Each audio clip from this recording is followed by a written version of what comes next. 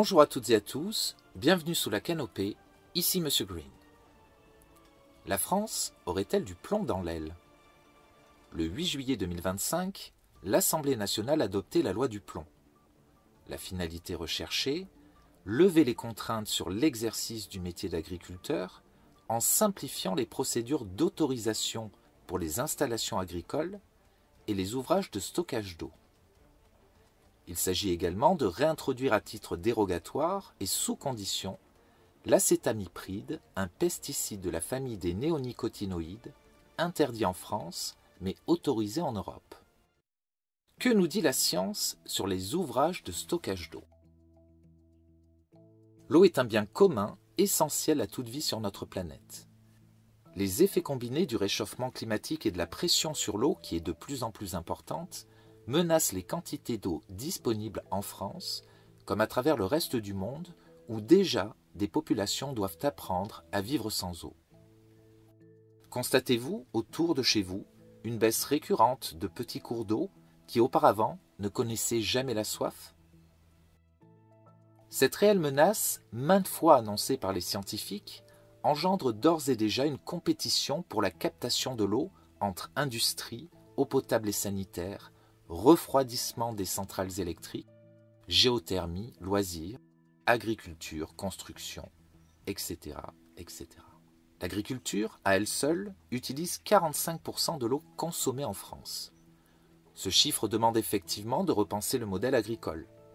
Comme l'expliquent très bien nos scientifiques, les mégabassines sont, je cite, « une sérieuse attaque envers la préservation de l'eau et notre souveraineté alimentaire. Il ne s'agit pas d'attaquer les agriculteurs sur leur métier, mais bien de dénoncer un système incompatible avec un futur alimentaire et écosystémique viable pour l'avenir. Seules les nappes phréatiques permettent d'être le tampon hydrologique des paysages et donc des écosystèmes. Par les bassines, la recharge hivernale des nappes est court-circuitée par le prélèvement exposant l'eau remise en surface à une évaporation importante, 7% selon la FNSEA, que l'on ne présente plus, et de 10 à 60% selon les sources scientifiques. Ces nouvelles sécheresses anthropiques directes amplifient l'impact des sécheresses météorologiques et hydrologiques comme déjà constaté dans la péninsule ibérique ou encore au Chili.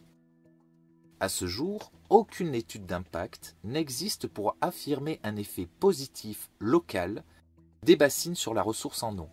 Ce qui est sûr, c'est que la nature a horreur du vide et les profondeurs des nappes, comme le sol en surface, doivent se réadapter à de nouvelles conditions ou disparaître pour un temps.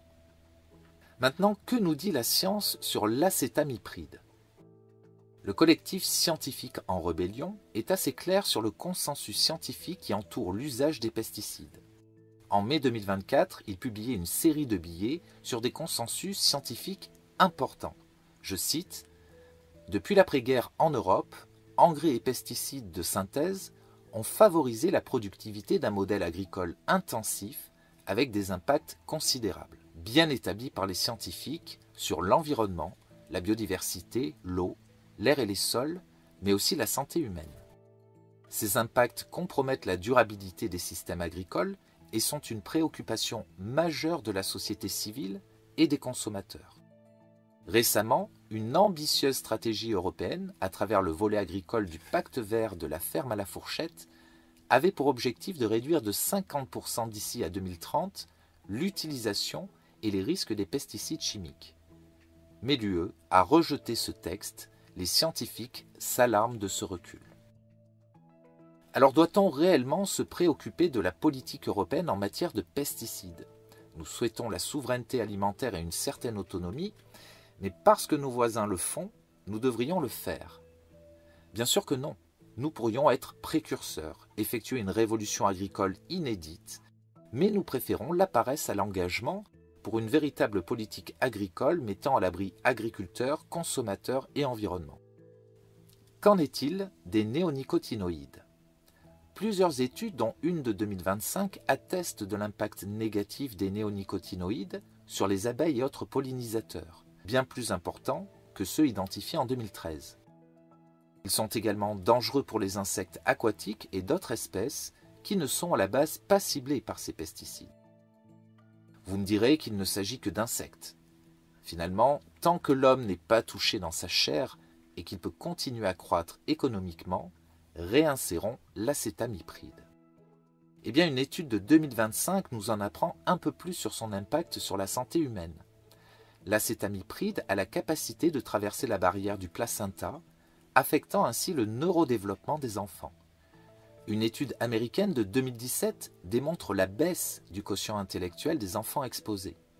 Une étude suisse a retrouvé de l'acétamipride dans le liquide céphalorachidien de 13 enfants sur 14 étudiés. Cette étude alerte sur la capacité de la molécule à traverser la barrière hémato-encéphalique, ce qui était considéré comme impossible auparavant. Une exposition chronique engendrerait des problèmes développementaux ou neurologiques défavorables comme l'autisme, des troubles de la mémoire, des tremblements, des malformations cardiaques ou encore de l'anencéphalie, une malformation du système central nerveux. Pouvons-nous y échapper? Pas vraiment, car les résidus de ces produits chimiques se retrouvent dans 73% des fruits et 46% des légumes cultivés non bio en France. Des pesticides sont retrouvés dans 80% des masses d'eau souterraines, avec 40% de substances actuellement interdites, conduisant à la fermeture de 13 000 captages d'eau potable depuis 1980 en France.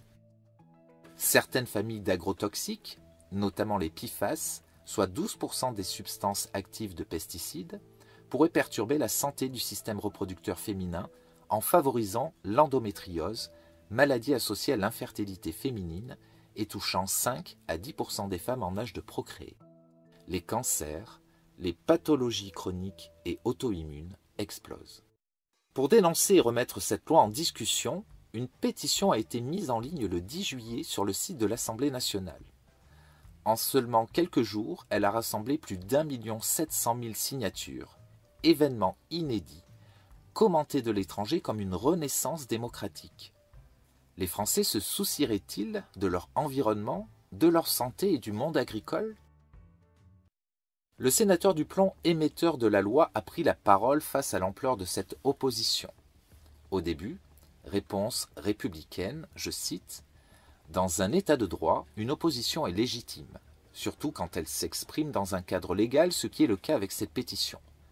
Ce qui se passe montre clairement deux visions opposées de notre société. » Effectivement, M. Duplomb a entièrement raison.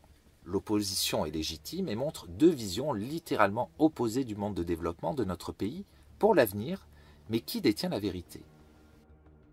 Le modèle de M. Duplomb est assez simple et poursuit le modèle d'après-guerre basé sur le travail, la croissance économique par une productivité accrue permettant de produire toujours plus. Mais à quel prix? Il poursuit sa réponse en attaquant directement ceux qui possèdent une autre vision, je cite, « Et il y a celle des pétitionnaires qui n'en ont rien à péter de la rentabilité des activités économiques et vivent dans un monde où les droits sont pour eux et les devoirs pour les autres, et qui se résument à ne plus rien produire chez nous tout en fermant les yeux sur tout ce que l'on importe pour remplacer ce que l'on s'interdit de produire. » La réponse prend une tournure plus que familière. Analysons rapidement les arguments de notre cher sénateur Duplomb. Premièrement, les pétitionnaires n'en ont rien à péter de la rentabilité des activités économiques. Faux. Tout le monde sait que l'économie est le nerf de la guerre dans la mondialisation actuelle. Cependant, sommes-nous obligés de tolérer l'ampleur de l'évasion fiscale des multinationales de l'agroalimentaire concernant les exonérations de cotisations sociales et les niches fiscales qui bénéficient principalement à la transformation des aliments, aux distributeurs et à la restauration qui réduisent les recettes de l'État et de la sécurité sociale sans soutenir les producteurs? Prenons l'exemple de Lactalis, contraint de verser 415 millions d'euros au fisc français en décembre 2024 pour montage financier permettant de ne pas payer trop d'impôts en France et encore moins aux éleveurs laitiers.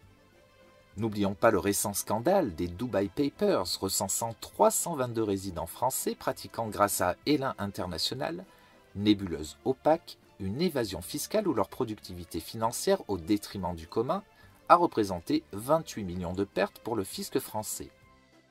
À l'international, l'évasion fiscale estimée par le biais d'Elin International représente 427 milliards d'euros. N'oublions pas également le scandale Cum Cum, ou une proposition de loi permettant de lutter contre la fraude fiscale sophistiquée représentant entre 1,5 et 3 milliards d'euros a été sabotée par le gouvernement, si les multinationales se soucient peu de participer à l'impôt, à quoi sert cette fameuse rentabilité des activités économiques? Permettent-elles le soutien du secteur agricole? Permettent-elles de financer un nouveau modèle où agriculteurs, consommateurs et environnement s'y retrouveraient? Non. Deuxième argument de M. Duplon, je cite, « Ils vivent dans un monde où les droits sont pour eux et les devoirs pour les autres. » Faux. Droits et devoirs sont applicables à tous et sont inextricables l'un de l'autre. Ils sont destinés à créer l'équilibre nécessaire au fonctionnement de la société. Mon droit coïncide à mon devoir, comme mon devoir coïncide à mon droit. Le droit de croire en la recherche scientifique et le devoir d'alerter en tant que citoyen sur des décisions qui nuisent non seulement à l'environnement, à la santé humaine et au monde agricole dans sa diversité, est à la fois droit et devoir. Nos gouvernants auraient-ils oublié leur devoir de protéger la population dans son intégrité physique, morale et financière, ou sont-ils trop absorbés par le vortex financier? Dernier argument, je cite, « Cela se résume par ne plus rien produire chez nous tout en fermant les yeux sur tout ce que l'on importe pour remplacer ce que l'on s'interdit de produire. » Une fois de plus, faux. Les pétitionnaires, contrairement au gouvernement, ont compris que l'agriculture, si elle doit être souveraine pour permettre la sécurité alimentaire, ne peut s'enfermer dans une logique industrielle de monoculture invasive et destructrice pour séduire les marchés mondiaux. L'uniformisation du secteur agricole au cours des décennies par l'innovation technique et la baisse du nombre de structures agricoles nuit à l'agriculture elle-même. Seule la diversité des cultures, des terroirs à échelle locale peut encore avoir une chance, en rétablissant les écosystèmes, car moins dépendantes en eau et en pesticides. D'après vous, pourquoi la planète nous offre-t-elle différents climats, différents paysages, une faune et une flore si diverses à travers le monde? Tout simplement parce que naturellement, les différents écosystèmes apportent leur propre diversité qui naturellement s'oppose à l'uniformisation. Aussi, contredire l'argument de M. Duplon, c'est aussi comprendre que nos envies d'universalité ne sont qu'utopies consuméristes. Si tout le monde souhaite manger une banane à travers la planète, alors que ces conditions de croissance sont typiques d'un climat, nous sommes tous aujourd'hui en capacité d'en conclure les conséquences pour le pays producteur. Est-ce vraiment désirable à ce point? Pour terminer, un dernier point sur les récentes déclarations du gouvernement, si l'opposition est légitime dans un cadre légal, elle doit avoir tout son poids sur les décisions gouvernementales. Il ne peut s'agir d'une énième concertation comme déjà effectuée par la Convention climat, dont aucune des 149 propositions n'a été appliquée. La rhétorique des grands ne remplacera jamais l'engagement des plus démunis pour un monde meilleur. C'est tout pour aujourd'hui. Excellente semaine à toutes et à tous. C'était Monsieur Green. Fin de la retransmission. Comment c'était? C'était un pur délire. J'ai trouvé ça green, oui. Green comment? Oh, super green, aussi green que ça peut être green. Green à la puissance des pas possible. Green, tu vois. Mais alors tu vois le green absolu.